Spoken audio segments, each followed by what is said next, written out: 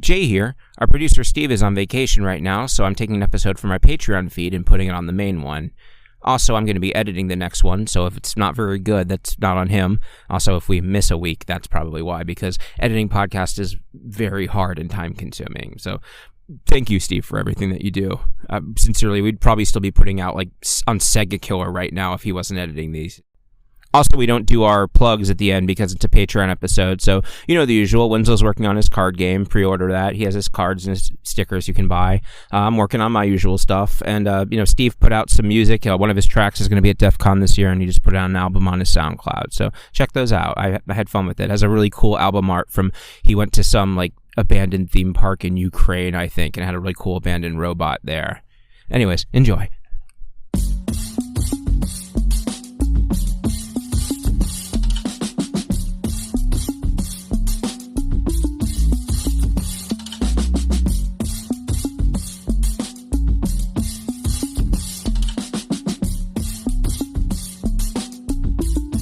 Hi, welcome to the pod within the pod. I stole that from the Grolix. Hang on, let me close the door to the chamber airlock. Yeah, all right. Hey Jay, how are you? Oh, it's been a pretty wild couple of days. I just keep having things break on me. Like, I had a flat tire yesterday after the laptop problems. Today, it was just very funny how a bunch of stuff happened all at once. But I'm glad I was able to navigate through it all. Yeah, we had to cancel last recording, like the night before I went to Louisville, because Jay's computer shit the bed. But now we're back, and I just a couple hours ago got back from Louisville, so we kind of had a perfect system there. But I finished an audiobook on the way from Canada, like between Canada and Louisville. We did 2 trips. We finished.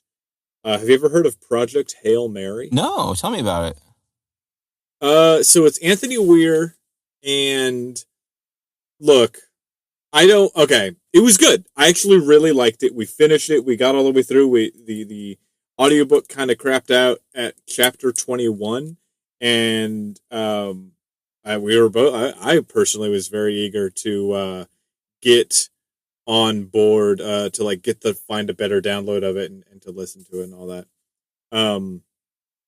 So it's a sci-fi book that is set in 2 different timelines, and it's basically a guy wakes up from a coma in a laboratory, and he's super groggy, and he has no idea what's happening.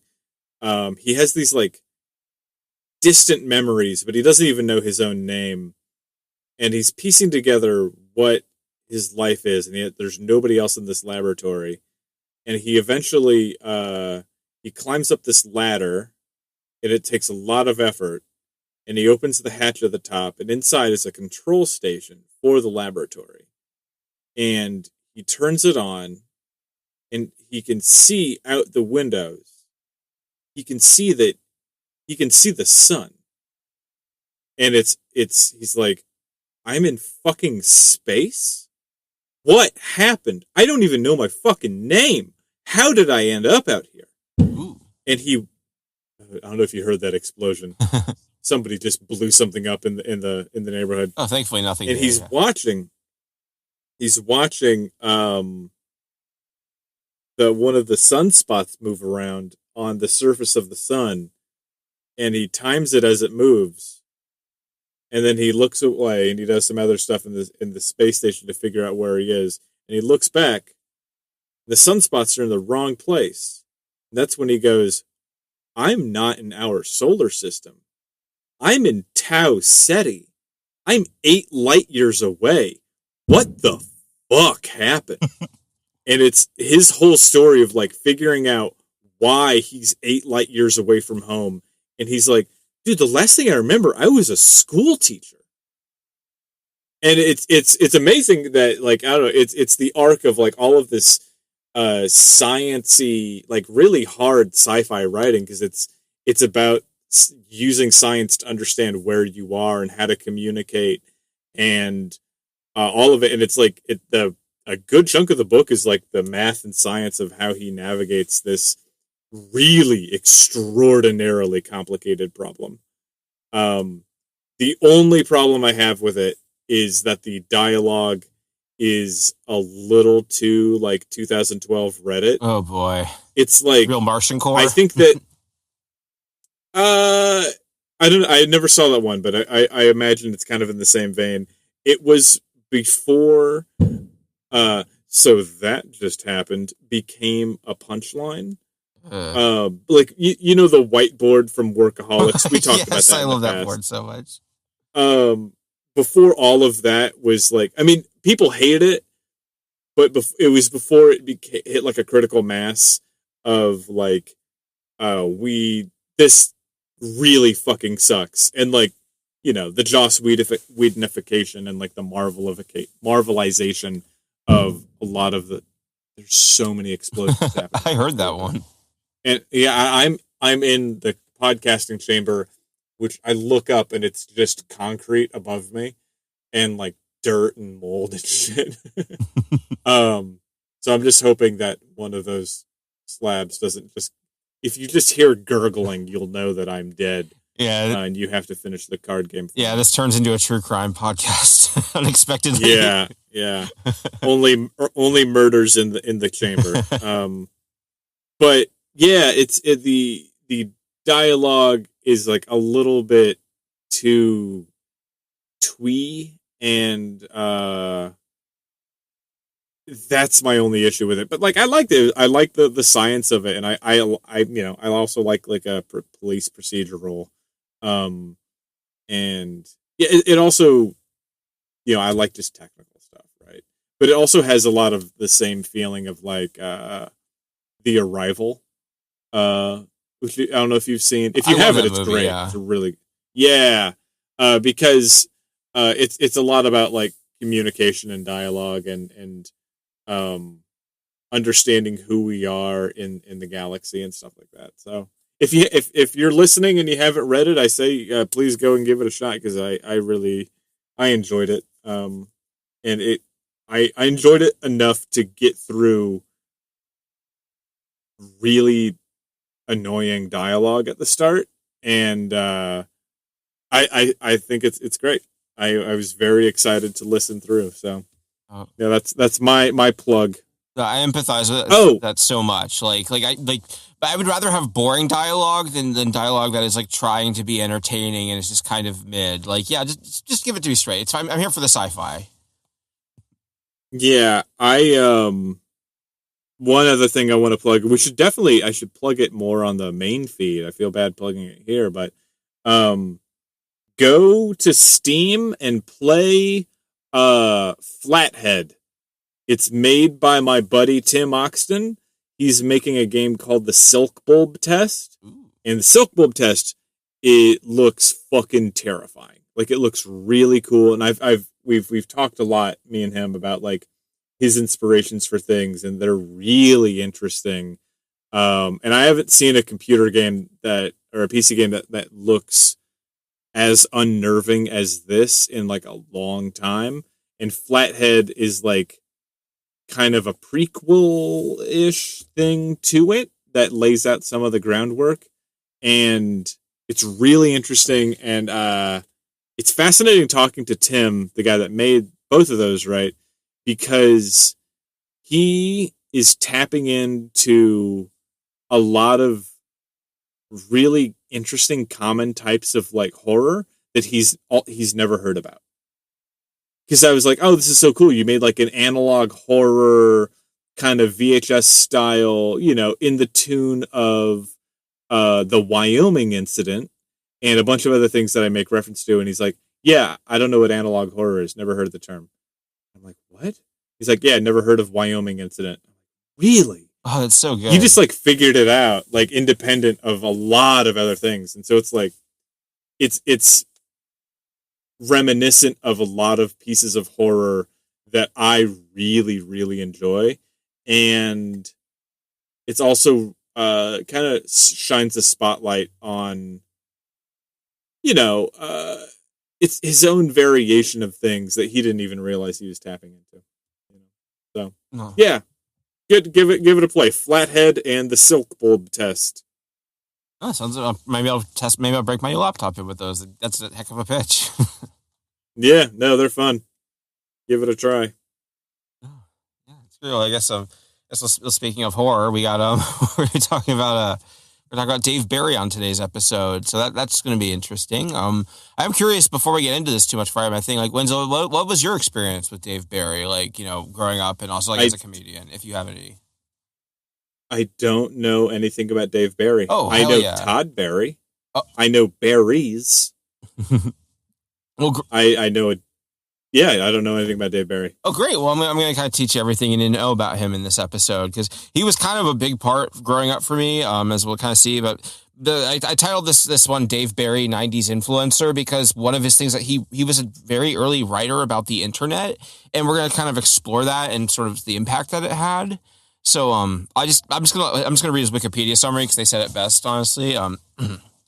Dave McAllister Barry, born July 3rd, 1947, is an American author and columnist who wrote a nationally syndicated humor column for the Miami Herald from 1983 to 2005. He has also written numerous books of humor and parody, as well as comic novels and children's novels.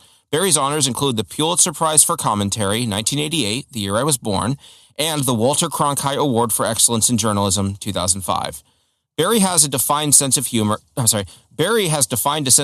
as, quote, a measurement of the extent to which we realize that we are trapped in a world almost totally devoid of reason. Laughter is how we express the anxiety we feel at this knowledge. So that's kind of his Wikipedia summary there. I am just predicting a little bit that he's gonna have like a David Sedaris arc where like he's funny in like kind of a lib, kind of a mildly sarcastic way, and then he is going to be thrust into a world that kind of evolves beyond the need for him. I don't know if you follow David Sedaris. He's like, David Sedaris is funny and has written some funny books, and I've read a good number of them. But like, if you see anything that he talks about more recently, it's just like this rich guy kind of detached from things and not taking COVID seriously and like complaining about having to tip people. And it's like all of that would be fine if you're just doing like this sardonic character. But I think he's just a sarcastic ass who's commodified it into a writing career. And so it's just who he is. And it's kind of in certain ways, it's kind of like watching the world now. How could Marilyn Manson come back and shock us? He would just be hated and destroyed, or fail to shock us and humiliate himself. Like, there's no room for that in our world anymore. I mean, I can't name a single artist that's shocked me or shocked people in general outside of like Pearl Clutchers in years, Yeah, and they're trying very hard to do that these days. But yeah, it's like they are trying and failing. Yeah, and I think you have some of the broad parts there, but I think about Dave Barry is that he was writing for the Miami Herald. He was a Florida guy, and so his comedy always came from this sort of like center right position. He is a libertarian. Like, he has written for libertarian publications stuff. Like, and I think that's important context for that last quote about how the world is being totally devoid of reason, because his worldview is very Lotaxian. Almost all of his comedy is just people are dumb and crazy for no reason. And it's just him describing weird things that people do and rolling his eyes at them. Like, it's like dad joke versions of Lotax's style of humor. Like, I was trying to dig up some of his old ones, and I found one from the 1991 Clarence Thomas hearings, which oh boy, yeah, for non-Americans, that was a big scandal where an appointee to the Supreme Court was accused of sexually harassing a woman he had power over, and since it was the early 90s, people didn't take it as seriously as they should have. And Dave's big take on it was basically, these clowns in Congress are a bunch of clowns. They keep saying gross things. Like, I have we don't have to read the whole thing here, but I have his column here about it, where he He has this quote here, Chairman Biden. I can't really do a Biden impression. Let's see. Judge Thomas, these past few days have been very, very hard for all of us, especially my good friend and colleague, Senator Kennedy, because it is not easy for a man to sit through 3 full days of hearing with a paper bag over his head. But before we let you go, there is just one more point I want to make, and it is a very, very important point, and I fully intend to make it if I ever get to the end of this sentence, which, as you know, and I know, Judge, is highly unlikely to occur during the current fiscal year, So that's his parody of Biden from 30 years ago. And then it's just people being like, oh, why are we talking about pubic hair? We're the Supreme Court. He's just very much that very dismissive kind of, everyone's kind of dumb and crazy. Why are we talking about this? Like I looked up the stuff he won a Pulitzer for, and it was him like complaining that the Iran-Contra hearings were boring. Like this was kind of his whole brand. Oh my God. Yeah. Jesus. Just like, talking about like, the most horrifying thing you've ever heard, and they're just like, yuck.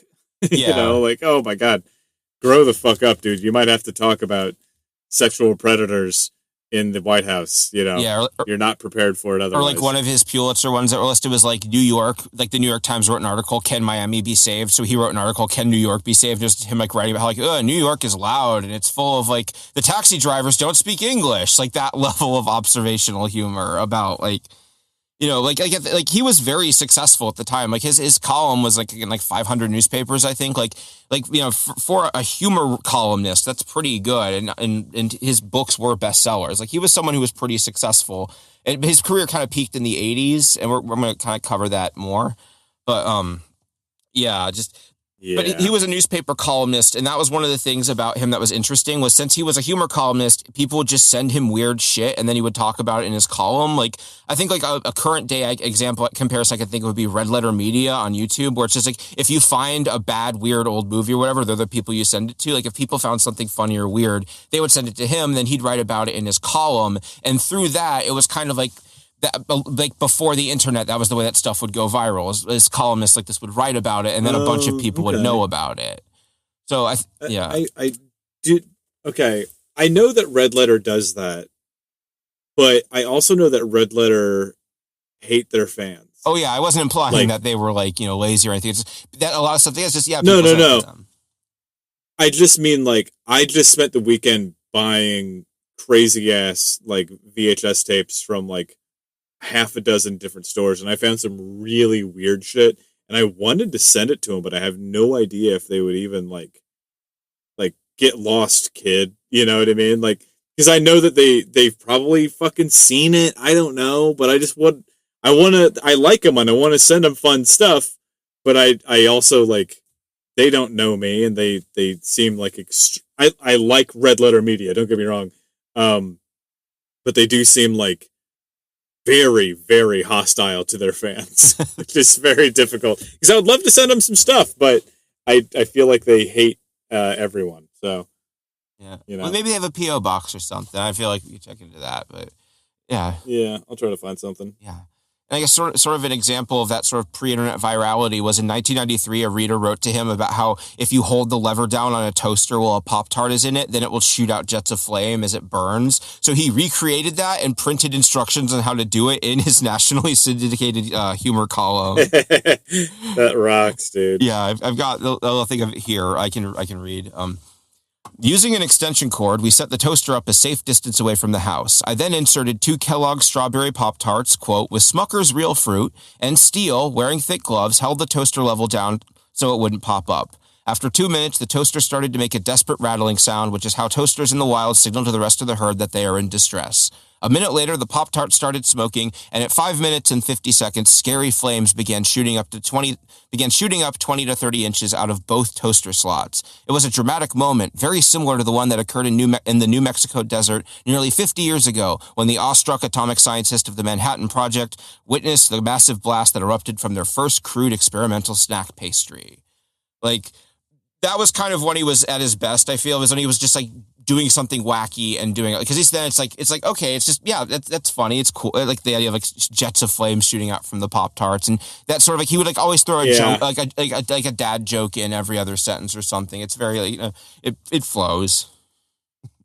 It's very like, I'm not saying that like I've had the TikTok like the TikToking of my brain where I need a joke every single moment of the day. But like when you go through old humor or like old action movies, like the crux of an action movie, like an old Western would just be a guy being like, "Oh, so you're a wise guy, huh?"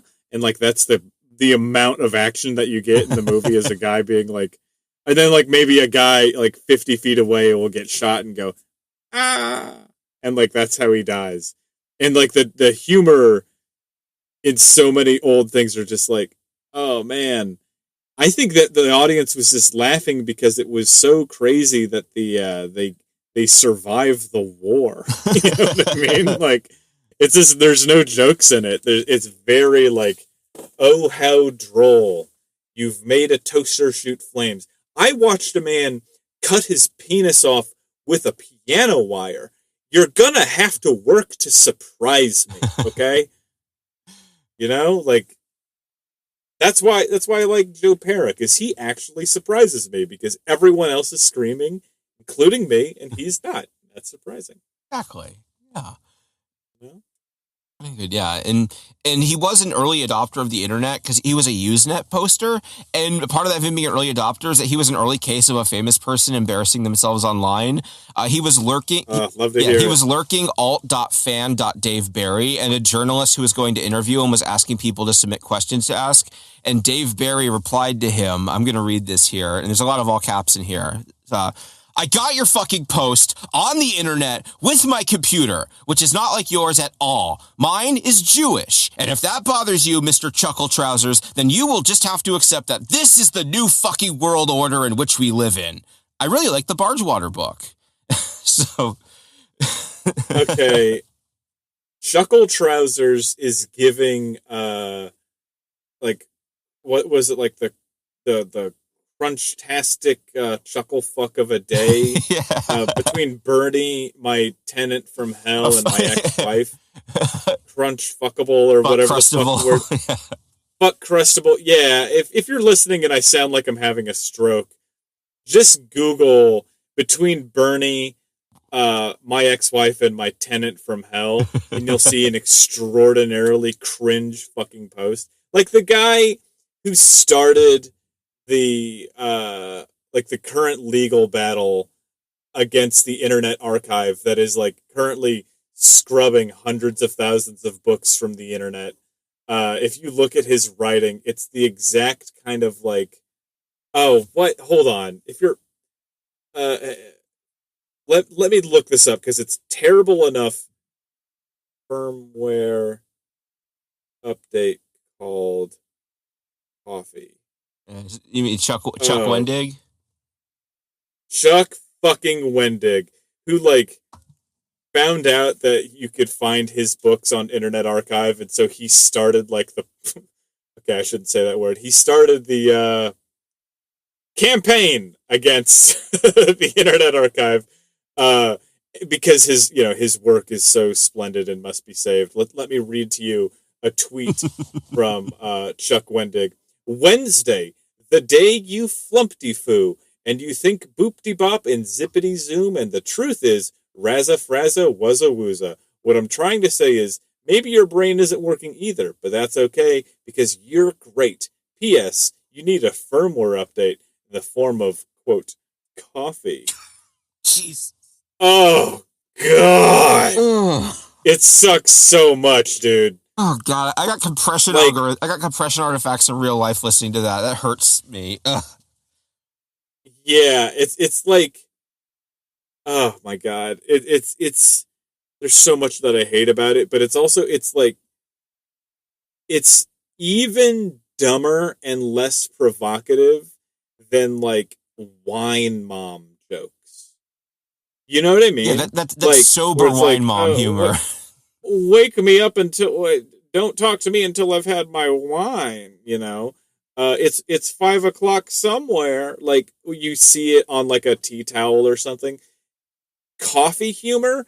Why the fuck is it that there's like a certain group of people think they're the only ones who enjoy coffee, and they've made it their whole fucking thing of just like talking about like, like truly people who are like, legitimately, don't talk to me till I've had my coffee. Like, what the fuck, dude?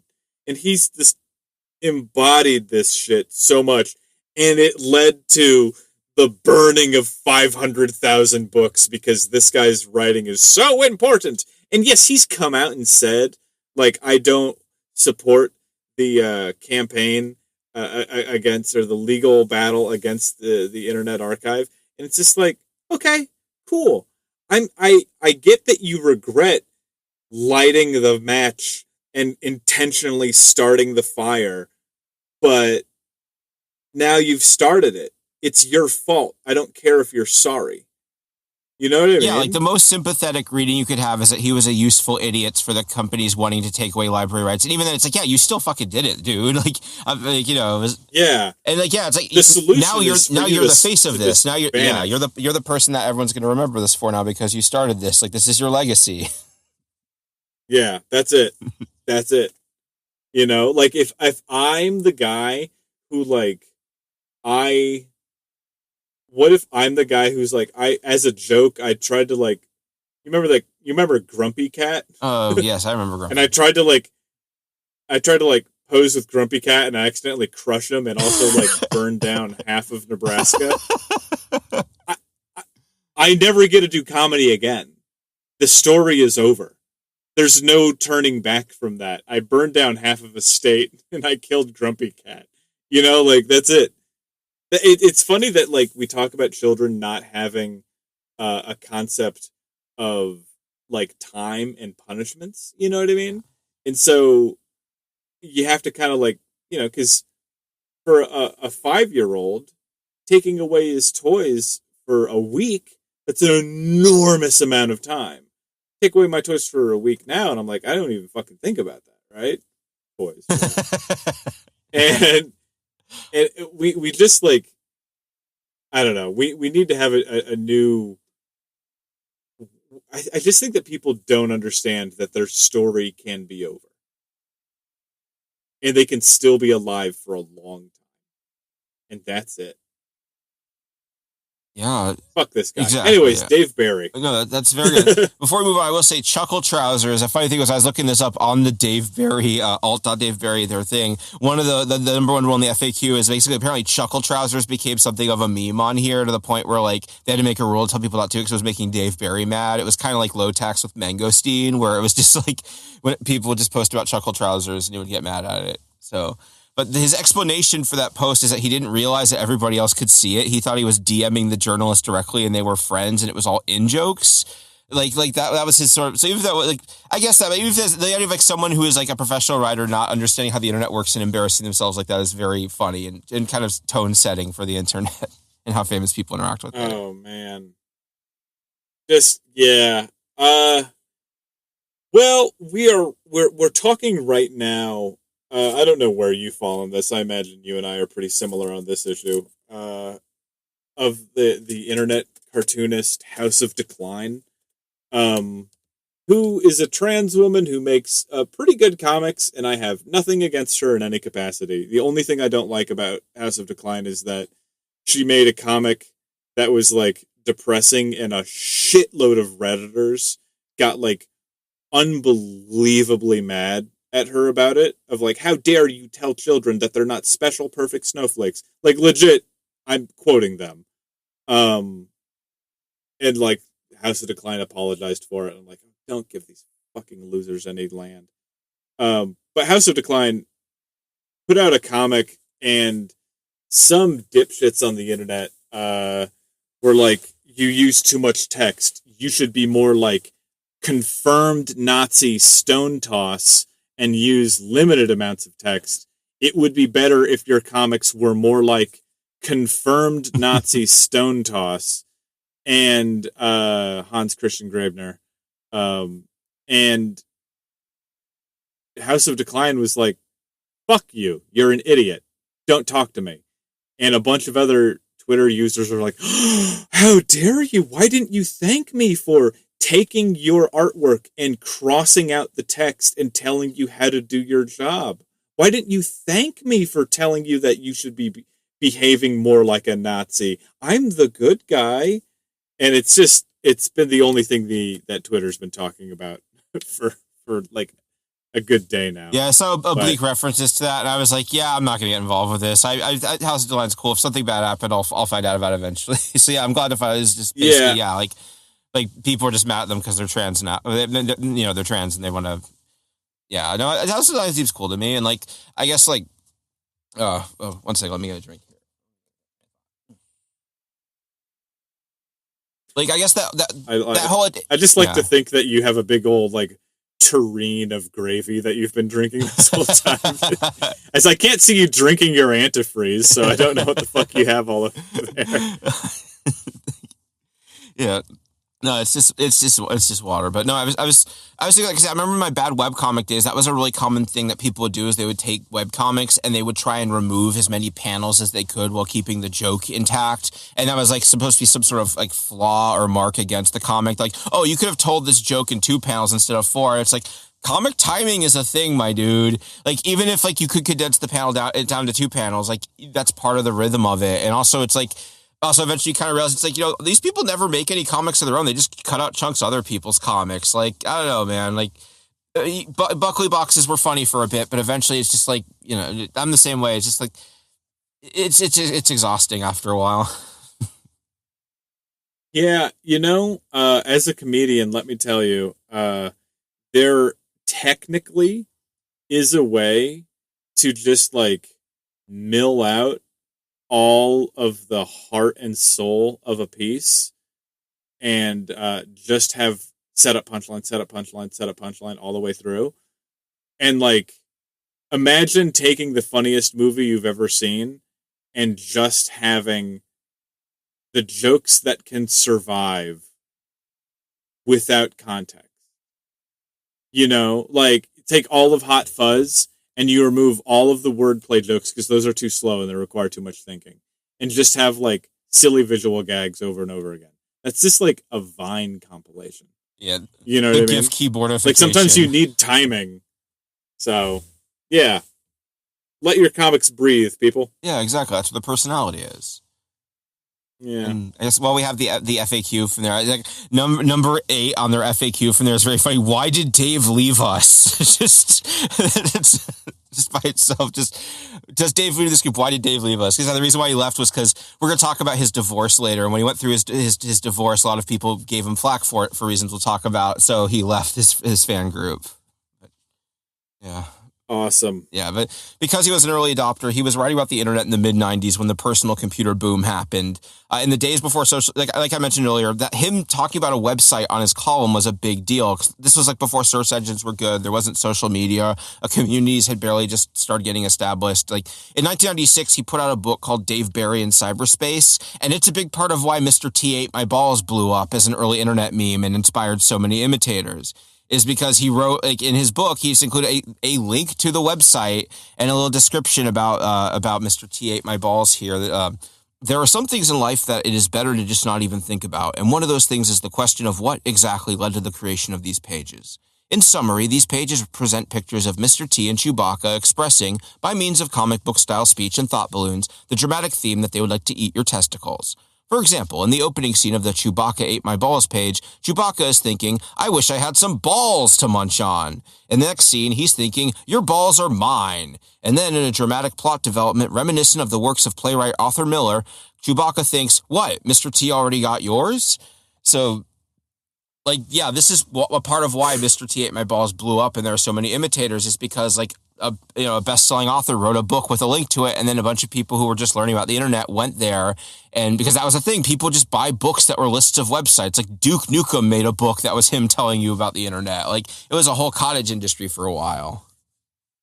Okay, this is a deep cut that no one who's listening to this will understand, so I'm going to have to explain it. In Chicago, there is a comedian. I say comedian. He's a guy that goes to open mics. And everything that I'm about to say about this guy is going to sound mean, but I need to preface all of this by saying he's a sweetheart. He's a really nice guy. I've never had a bad interaction with him. And Okay, his name he goes by Wolf Larson, and he is out of his fucking mind.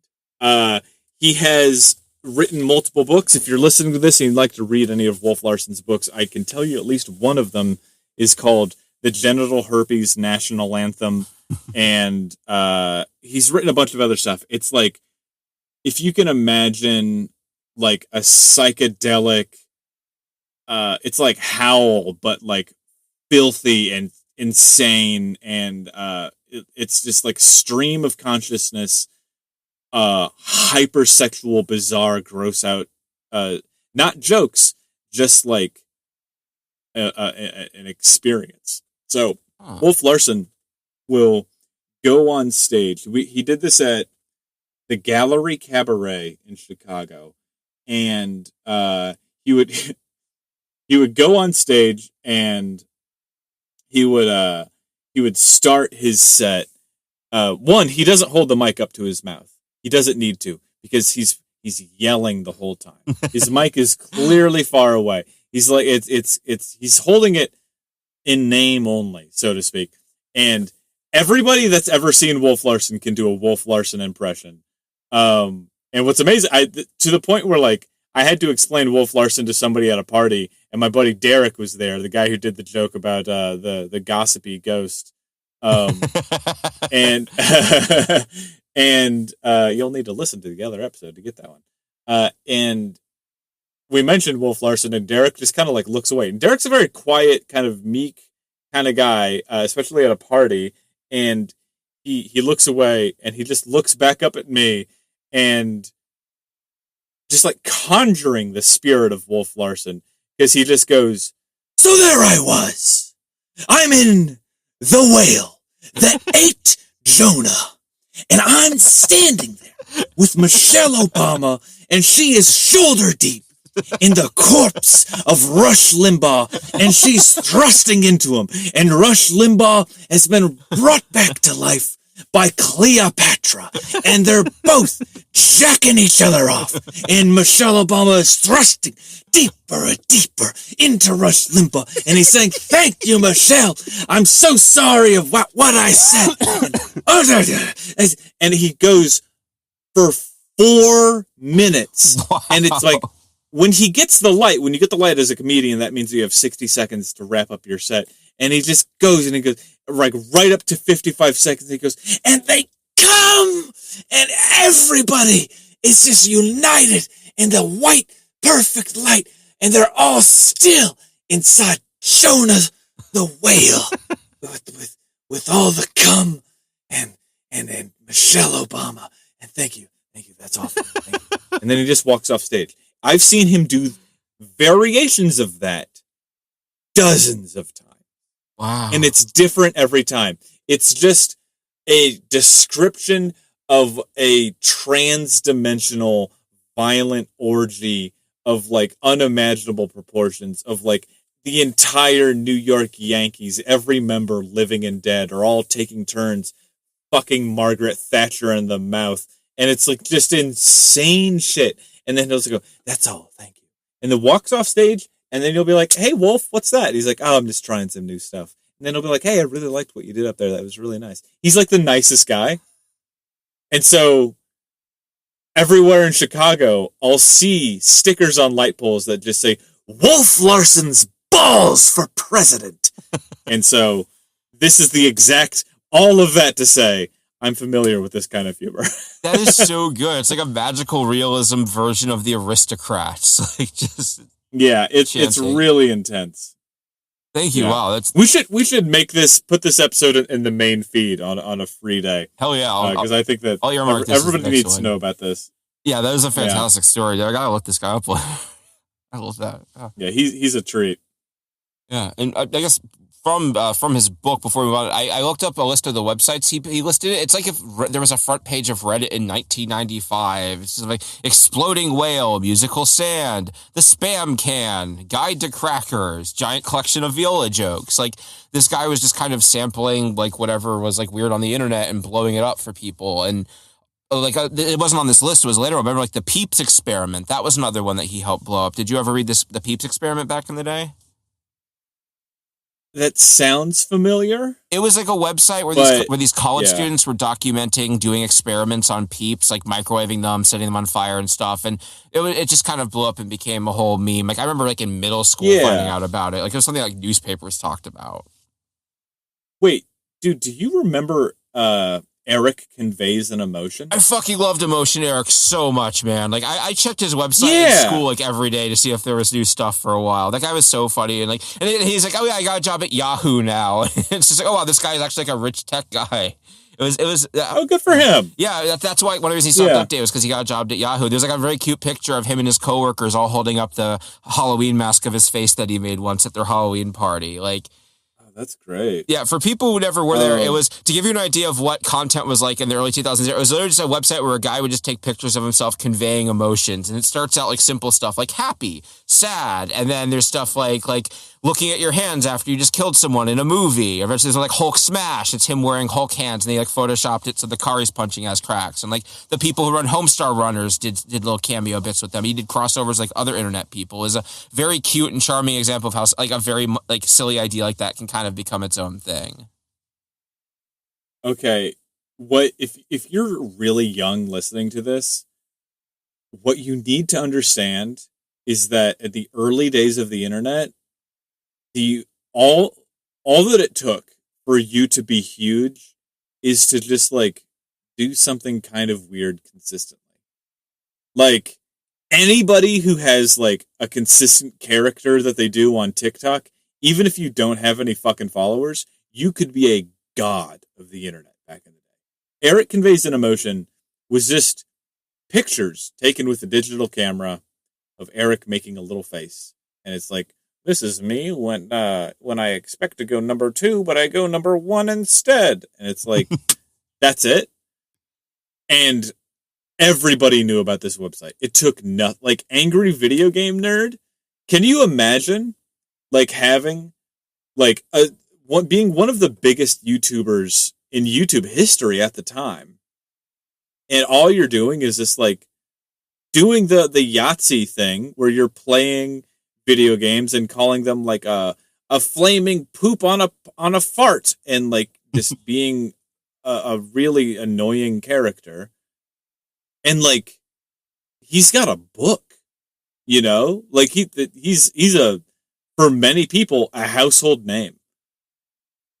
It's crazy. If me and you started doing this 20 years ago, you know what I mean? Like if we started doing like podcasts, like we're just being like funny together. I mean, like you would have a cottage industry built up around us. You know what I mean? There would be copycats of us. Yeah, like man, my takeaway from all this is that like I need to make an isekai about that, where like someone gets isekai'd back to like the 90s and they get to like do like internet stuff with the future knowledge and just blow everyone's minds. Like, yeah, like so many like legacy podcast empires. If you check out the original show, it was just like, yeah, it was just me and my friend were talking to each other on Rock Band microphones about whatever. Like you could there was novelty in people talking to each other back then. Like just the way that these sort of things sort of build and accelerate. So it's so interesting. Yeah. I mean, it's just crazy. Because, like, the other thing that I was thinking about this, dude, our fucking Patreon episodes rock. Because there's so much to say about all this other shit. Yeah. They are very fun. I like them a lot.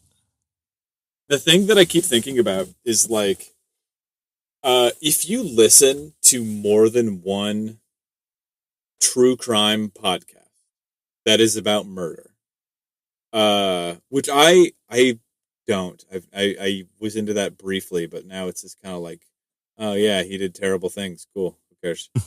And it's also like slimy and gross and unethical and all the other stuff. But it's also the thing is, there's truly only been so many weird things that have happened, and so what you're gonna get is My Favorite Murder and Sword and Scale and Last Podcast on the Left, all talking about Ed Gein. And if you've listened to all of those episodes, you'll have listened to like 12 hours of people describing the same inaccurate material. You know what I mean? And so, what's funny is that when I look at things like Atlas Obscura, or when there's like a listicle of like 12 of like the most haunted places that you've never ever heard of, I'm like gothy fucked up horror shit's kind of my bread and butter. I've heard of them. I've heard of all of them.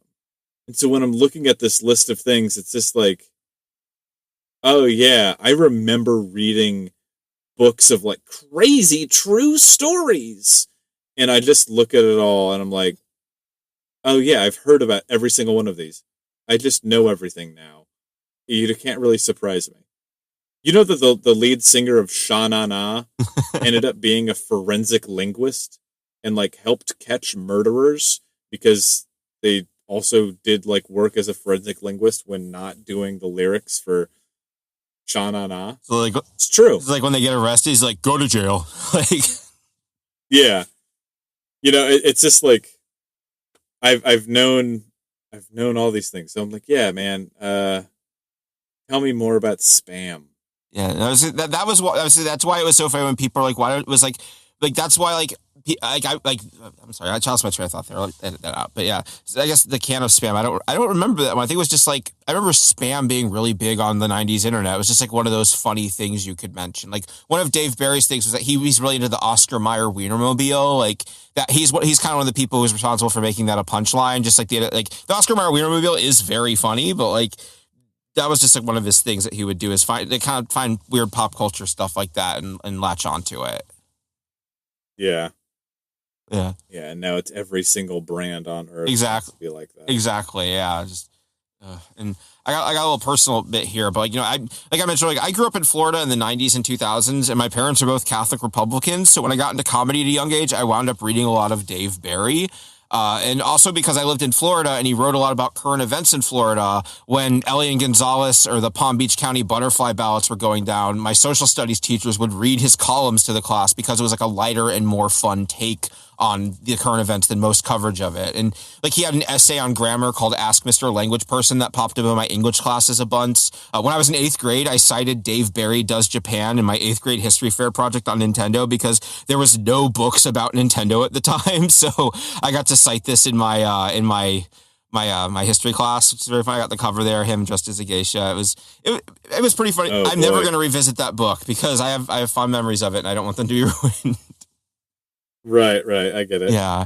And this guy's fingerprints were all over my formative years, and just realizing as an adult that he sucked in my early 20s when I revisited it was really good and important for me. And just since a lot of the show is about grappling with that feeling, it was very funny to have him pop up again now in the context of this internet history thing. Just to give some of my context for why I thought about this when we came up. And it is very neat to find out it's kind of regional too, because he was all over Florida, but I imagine even though he was syndicated, it wasn't it was kind of localized to this Southeast America, I feel. Yeah, there was one other website that I knew that I don't think I've ever met anybody else that knew about it. Do you remember thedan.com? No, I don't think I do, actually. What was it? It was just like some high school kid somewhere had a website where he it's like his own personal website. He just put jokes on it. And there was a theme song to it. And it was really funny. And you could talk. I talked to him on AIM and stuff.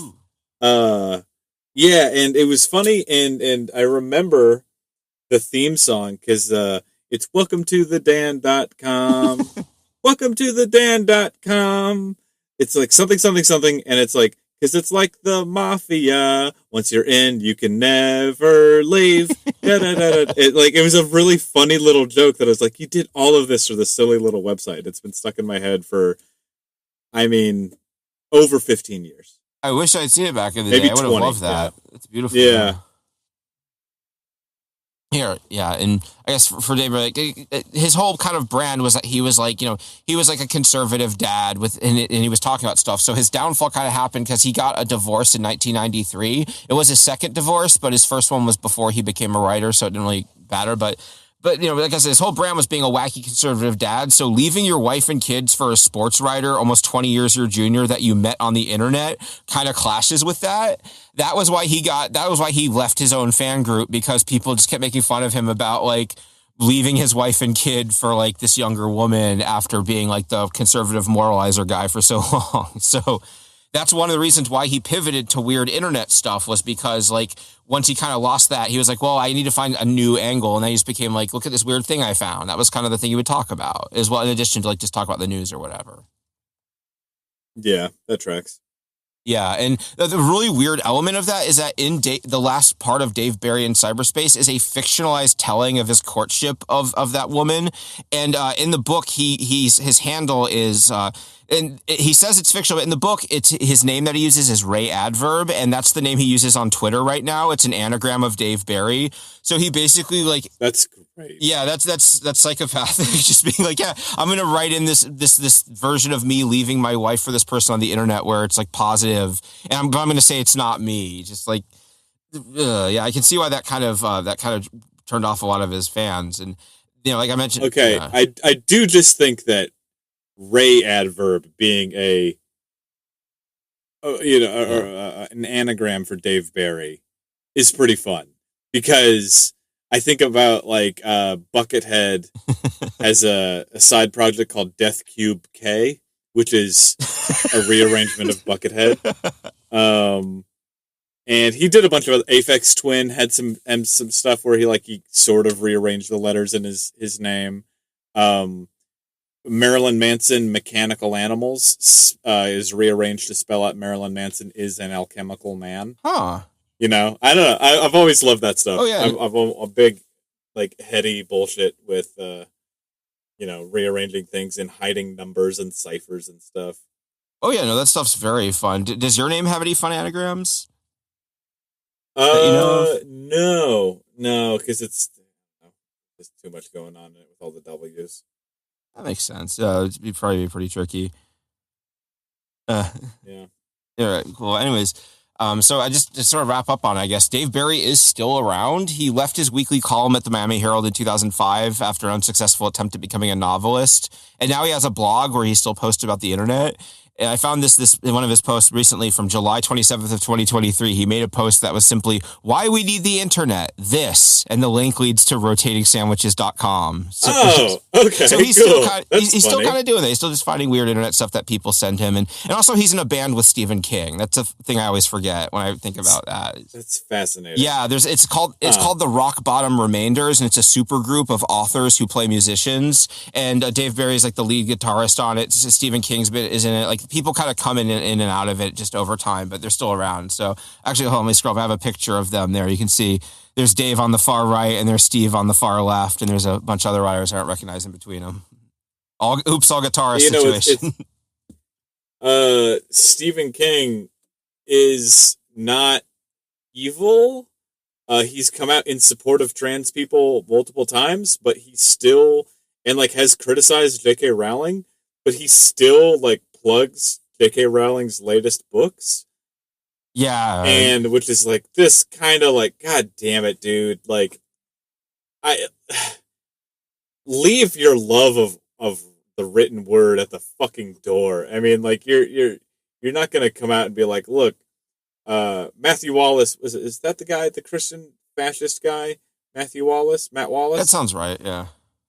Yeah, I mean, don't go out there praising that dude because he happened to write a compelling novel. He's still evil, And Rotating Sandwiches is a website maintained by a trans woman. So exactly, yeah. Pick your sides, Yeah, no, Stephen King's been weirdly into Harry Potter. He has a 7-part fantasy dystopian sci-fi series, and Harry Potter stuff shows up in the last couple ones because the books came out by then, and he was a big fan of them. There's a part where someone is throwing snitches at people, golden snitches, grenades, and they literally call them sneeches. He got really into Harry Potter and a weird, yeah, it's just he's so old, it sucks. Yeah. Yeah, I'm a huge Stephen King nerd. Like, I've read like basically everything he wrote up until like the early 2010s. Like when I was in high school and college and stuff. Really? Yeah, I've listened, like most of that was on audiobooks, but yeah, I was really into him. And like, he is very frustrating because he's someone who has like fun ideas and is good as characters. Like famously, like he can't write endings because he doesn't plan stuff out and he doesn't really revise it. And like he does have like very big hangups about writing anyone who is not a white male. Like, I mean, not hangups, like he's just not very good at it. Like he tried for a while and now he kind of doesn't because he just can't do it very well. Like, I could talk about Stephen King so much, but yeah, no, I've read a lot. Okay, well, his endings are dog shit, and they always just completely ruin the fun for me. Because I read Under the Dome. Is that what it's called? Man, yeah, that is it's interesting. But that was a real meandering mess of a book. Like, I love how they're like, oh, hey, there's a glowing thing over there. Let's investigate that in 400 pages. We got side plots to do first. Yeah. And I remember reading The Shining as a book. I was like, what the fuck am I doing here? This is so bad. I mean, like, the last 10% is just terrible. But yeah, I don't know.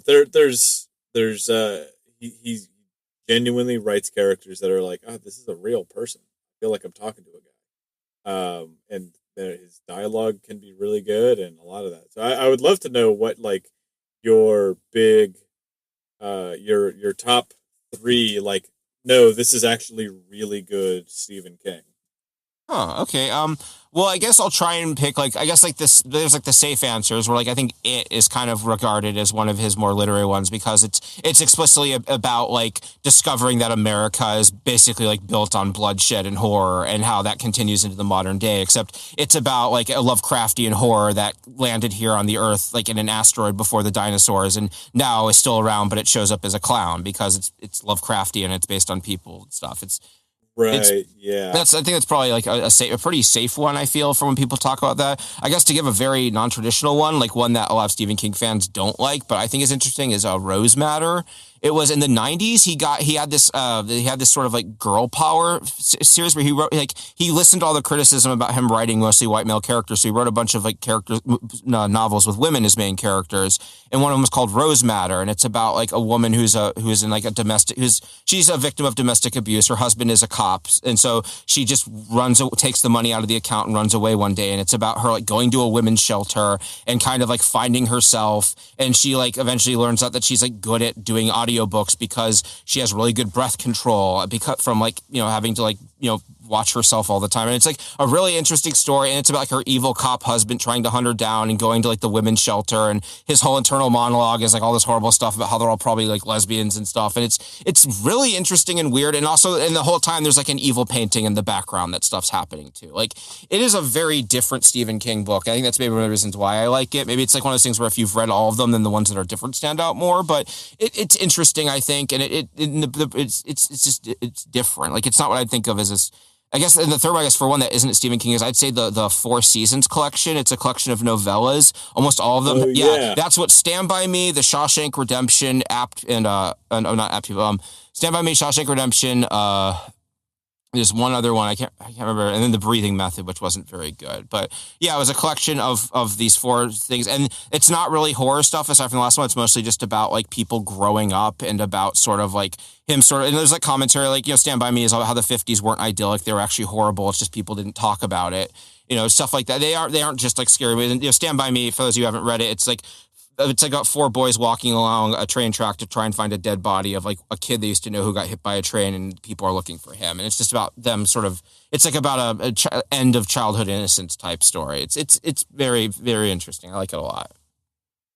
Yeah, that's the movie that is on the screen when you start Pokemon Red or Blue. Yeah, I got to explain that to Fred the other day because he's been on a Pokemon kick because he was nostalgic for it. And I was like, and he's never seen that. He's not really a media person. I even knew, I was like, because in Japan, Stand By Me was really popular. So there's a bunch of Stand By Me references and stuff. Like, there was even like a special release of the movie to help people learn English, like young people, because it was like such a popular movie there. Yeah, fascinating. Well, I'll give him a shot. I have 11/22/63 loaded up, and I'll try that one out. I like that one. It's interesting. It goes places. Like I enjoyed it. I think that one's pretty well regarded. But I think I think all the criticisms of Stephen King are very valid, and like I think I totally get why people don't like him. But like I think I'm also like right in the wheelhouse for that. I feel like in terms of demographics. And I guess one thing I will say too is like also like if you think Stephen King is bad, read some Dean Koontz. Then you'll kind of like at least Stephen King ostensibly has stuff about like the power of belief and like people helping others. Dean Koontz books are just like there's a cool guy with a gun, he shoots the monster, good triumphed over evil, the end. It's always just like that. It's yeah, I tried to get into Thomas Ligotti, and when I was getting into Ligotti, I started I would read as much as I could, man. And I started a document on my desktop of just like the formats of horror stories that I've read in my big I want to read horror kick.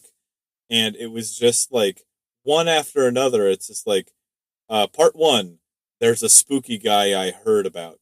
Part 2, the spooky guy is actually closer than you think. And it's the same. Like it's just I read the back of a Ligotti book, and they're just like, Ligotti is the greatest thing to horror since H.P. Lovecraft. He's like redefining horror writing in the English language. And I'm like, okay, tell me more. And then I pick it up and it's like, what if there was a skeleton? Whoa! It's just like, oh my God, dude. Like, it's like, what if there's like there was a somebody broke out of the crazy house and who's at the door? It's a crazy person. The end. Like it's just so bad, man. Yeah. I mean, if there's a Ligotti, if there's a person listening to this, it's like, fuck you. Tell me what your favorite Ligotti is. I will honestly read it. I want to read. I spent a long time picking like what's the scariest thing I can read. I want to read the most fucked up books. Just give me your shot. And so that's when I read like Johnny Get Your Gun and The Wasp Factory, and like I have a whole bunch of shit that I read for so long, and yeah, I cannot. Books just aren't scary. Yeah, I will say I don't actually find him to be very scary. Like I enjoy his books, and like the horror elements, I think of them more as just kind of like a genre thing. Like I don't actually get scared of his books, but it's just like, oh yeah, scary stuff happen, like spooky things happen in them. That's just part of the like this wasn't part of the list, but like as like a Stephen King head, he wrote a book called Doomakey that I liked, where it's like 1,000 pages, and it's about a guy losing his arm in like a workplace accident, and his wife divorcing him, and him moving to Florida to like recover and find himself, and then he discovers that he's a painter, and he's making friends with people in this little community in Florida, and it's actually like a really interesting like late in life rediscovery story. And then towards the end, they're like, oh no, there's a haunted doll. It's just like, I don't know, man. I was pretty happy with just like this guy kind of working through his life. I didn't need to have a monster show up to keep me interested. Yeah, that's bizarre. But that's just something that comes with the territory. I'm not a big horror fan. Like, but I think it's like a lot of horror fans. I feel like they like horror because it's like a delivery mechanism for like aesthetics or experiences or sensations that they like. Whereas I kind of like more holistic. Like I like characters. I like plots. I like concepts. Whereas like so Stephen King is someone who kind of grew up on like science fiction. Like he's someone who's influenced by like EC Comics and Ray Bradbury and stuff. So usually, even if it is just like a scary monster, there usually be some sort of twist or wrinkle to it that I can kind of wrap my head around and kind of appreciate in some way. Yeah, I don't know. I just I love aesthetics, and I love like I don't need the horror movie to be like I don't want gore. I don't want to see people getting chopped up and stuff. Like it, not that I like I'm offended by it, but it's just like it doesn't fucking do it. Yeah, it's not interesting or compelling. I will. But go ahead. Yeah, sorry, I don't want to. Well, no. What I'm saying is just like I just I love an atmosphere. You know that have that saying about like people won't remember the how much money you had, but they'll remember how you made them feel. And I think like people talk about all of the problems they had playing Stalker or like the horrible controls of Silent Hill, the first bunch of games. And I'm like, yeah, those are all true. But I remember playing that while it rained outside. And I was like trapped up in this like dark ass laboratory and I didn't have any med kits left or any ammo. And I was like, oh, I felt the atmosphere. And I'm like that with horror movies where it's like, if you can paint a feeling for me, that's what I'm there for. That's why I have my third copy of The Road. And I'm reading it for like the 10th fucking time. Oh, this is, nobody else does this the way that Cormac does this. Painting the. Yeah, no, I'm the same way. Like some of my favorite horror art is just stuff like where it's like a rope going into an open door with darkness behind, or like a dog barking at something you can't see. Like, yeah, that mood and implication is so like powerful compared to just like what if like that's like the most disappointing thing in the world to me is when I'm watching something and it's actually kind of spooky and intent, and then just like a big CGI monster just flubbers onto the screen and someone explodes into blood. And I'm like, oh well, we had something here. I guess now it's just them fighting monsters. I get you. Well, this is a great lengthy ass Patreon. Yeah. If you're listening to this on the Patreon, thank you so much. If you're listening to this on the main feed, go to the Patreon. We got a bunch of other cool episodes where we talk about a bunch of other interesting things that we kind of gab about our days and all that. If you're here, you probably already know where to find us, but you can find me on Instagram at calculations and everywhere else. At Winslow Domain. Also, Winslow Domain is my website. You can buy all my stickers and pins and shit like that. I got a bunch of other stuff coming on. Come and play the card game. Check us out. Like, subscribe. Please, for the love of God, write us a review. They literally mean the world to us, and they're also very impactful in terms of like getting more people to know. They do, and it makes me really happy that when we started, we only had like 2 reviews, and they were both negative. One from goons that were mad at me, and now we have like a bunch of nice ones, and it makes me very happy that I have to scroll all the way down to see those. So it's like, by all means, keep burying the goons.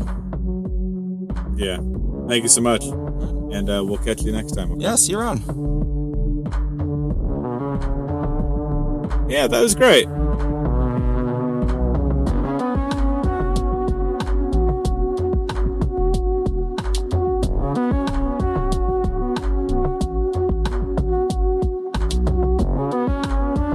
I'm From the Internet is created by Jaybrandstetter and Winslow Domain. Edited by Steve Brown. Music by Steve Isbro.